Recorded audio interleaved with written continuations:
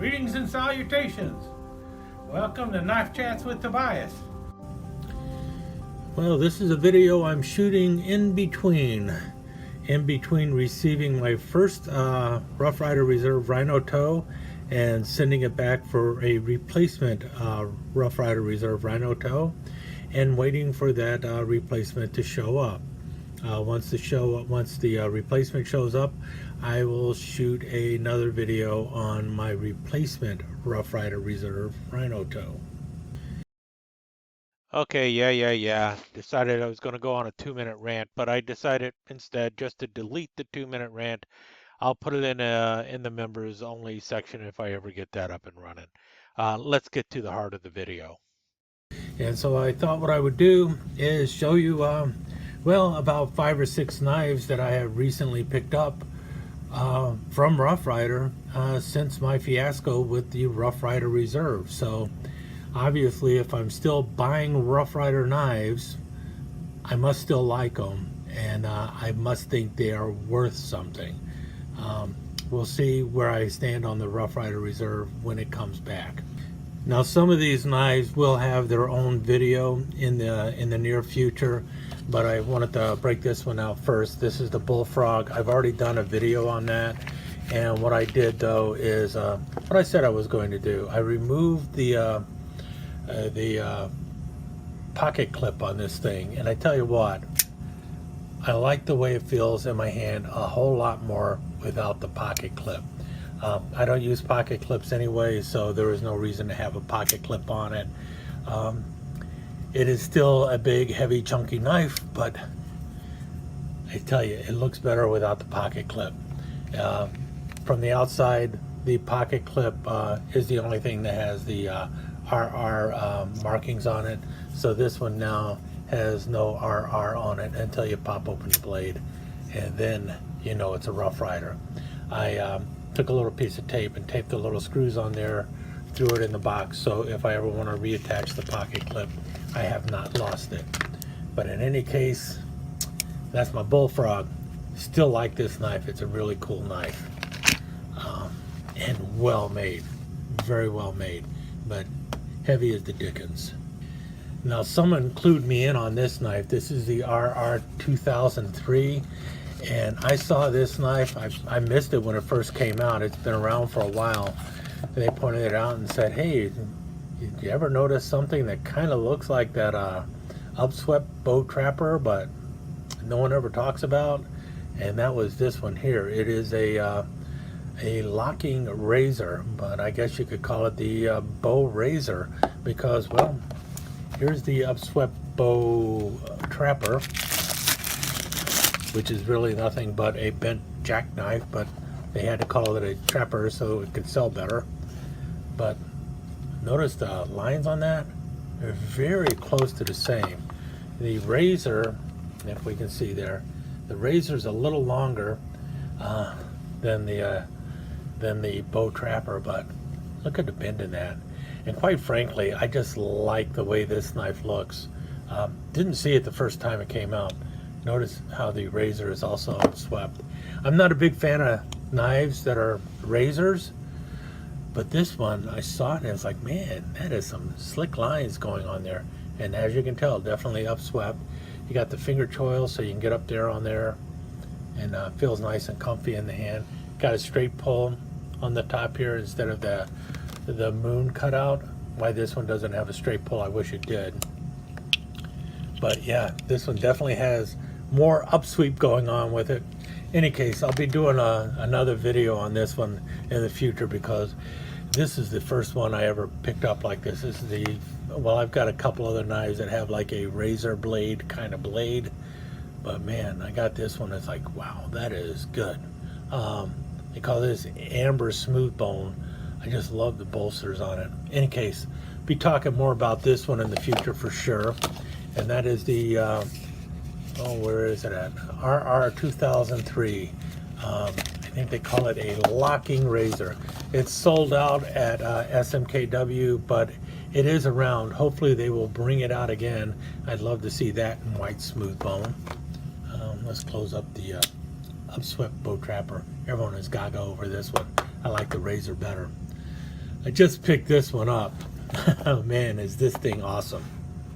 This thing showed up on SMKW Army, the RR2000, and it's like, how in the world did that slip by and me not know it?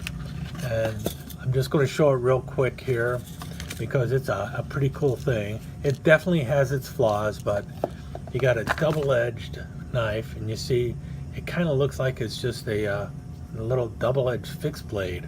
But then why does it have a lockback back here? And that's because if you push down on that lockback and be careful not to cut yourself, it turns into a push dagger. So how cool is that? And I have seen this before. This is something that I think James F. Parker designed. I'm not exactly 100% sure, but I think he's the one who came up with the idea of it. What I wish is, I wish it wasn't double-edged. I wish this edge was not sharp, because man, that thing is deadly. In any case, we'll be talking more about this knife in the future, the RR2000. It's pretty awesome. And then that's two. Let's go over here. This is off screen, but got to show it to you. Now I've already got one of these in the yellow comp, and now I have actually two of them in the black micarta, and this is the Swayback whittler. And the reason I got two of them is because, well, there was an issue with one of them. I contacted SMKW, and they sent me a replacement one. And the issue with it, and I will be doing a video on this because I plan on doing some stuff with it. The issue with it was the right there. Notice how that closed and kind of caught. It's definitely catching when you're going to close it, and so the closing is not as smooth as it should be. I have cleaned it, but it just catches on the blade. The front side does not do that. So there was an issue with the blade on here, and when I called SMKW, they said, well, we'll send another one out to you. So they did send me another one out, and well, it works better. Still not the best, but it closes all the way. I can still feel it hitting, but at least this one closes. Not the best walk and talk on it, but I'm happy enough with it. And I plan on doing some work on this one, so stay tuned. You'll see another video on my Swayback whittler. Interesting enough, on the yellow comp one that I have, no issues whatsoever. Okay, here's the yellow comp, and you'll see here the action on it is much better, much stronger. You feel it, you can hear the clicking. It pops to where it needs to go. And notice no catch or anything. You can see that it is doing a little bit of rubbing there, but not enough to make a difference when it's opening and closing. And I got a feeling the difference between these two is more than just the black micarta and yellow comp. I mean, they're both using the T10 carbon steel.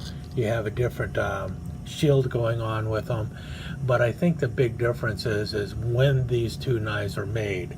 The yellow comp were made a few years back, and these were made basically during the time of COVID. And I think Rough Ryder, like many companies, took a hit when it came to quality control during the time of COVID. Remember, China was hit really hard with the COVID-19 virus, and I'm sure it hit the factories pretty hard. And so they're having to do a little rebuilding over there, and that might explain why the quality of the Carbon Classic 2 series is not the same as with the Carbon Classic first series in yellow comp.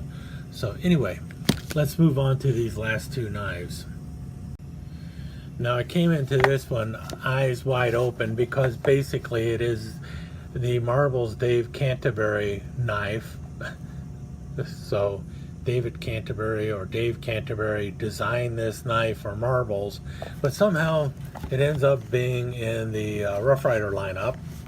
as the Tiger Stripe. Can I get it out of there?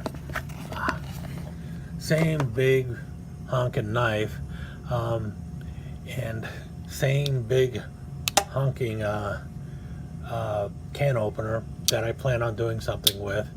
But I went ahead and picked it up. Why? Because it's a camp knife, and I've just got to have a camp knife. But the first thing that I kind of thought of is, wait a minute, if the Dave Canterbury Marbles Scout knife was his design, how did it end up in the Rough Rider lineup so quickly? Because as you can see, this is Tiger Stripe, and there is no Dave Canterbury signature on the blade.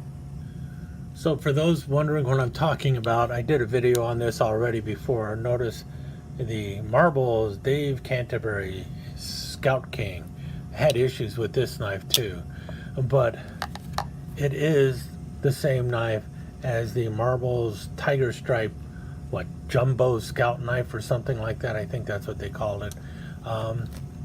Unfortunately, the Rough Rider has a big R on the bolster, but at least it doesn't have a blade edge like this one does. But otherwise, almost identical.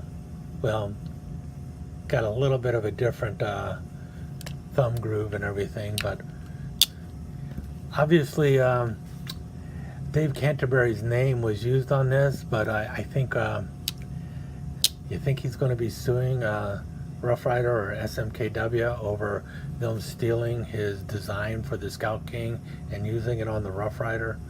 I kind of have a feeling not.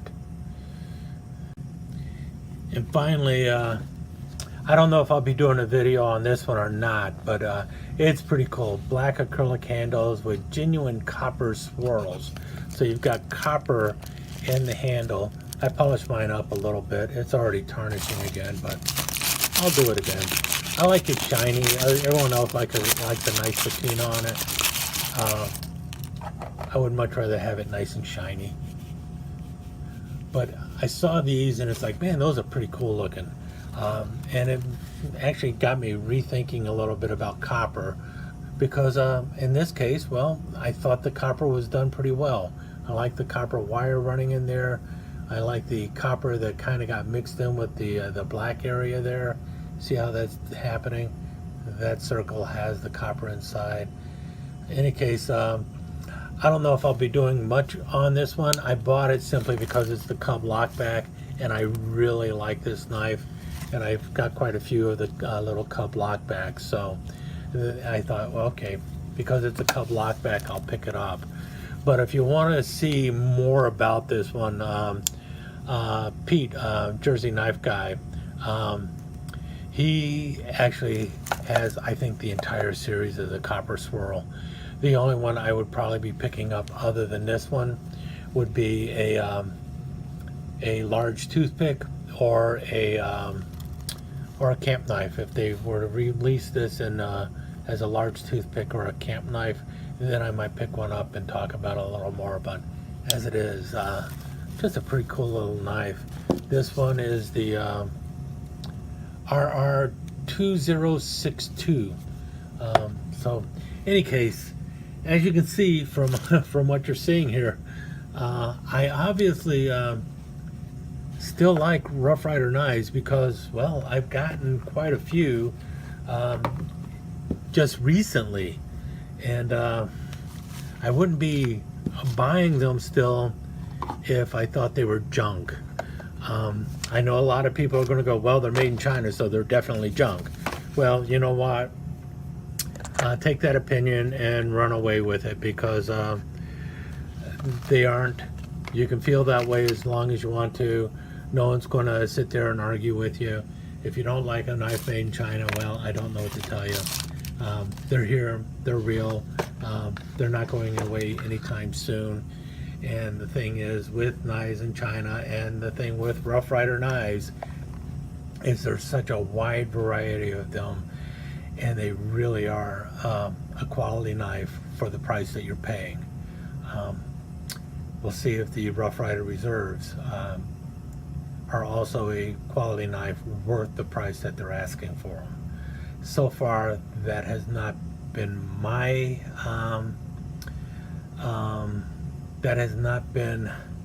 finding, but I know a lot of other people have been very happy with the Rough Rider Reserves.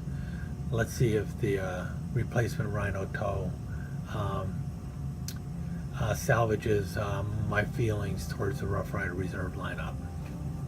In any case, like I said, Rough Rider knives, best bang for your buck. Let me take just a second to thank you once again for dropping by and spending a few minutes here at Knife Chats with the Pious. I really do appreciate it, and I do appreciate any comments that you leave. So please remember to give me that thumbs up, and also don't forget to subscribe and ring that notification bell so you'll know when the next episode is up and running. Thanks again for dropping by. Really do appreciate your time here.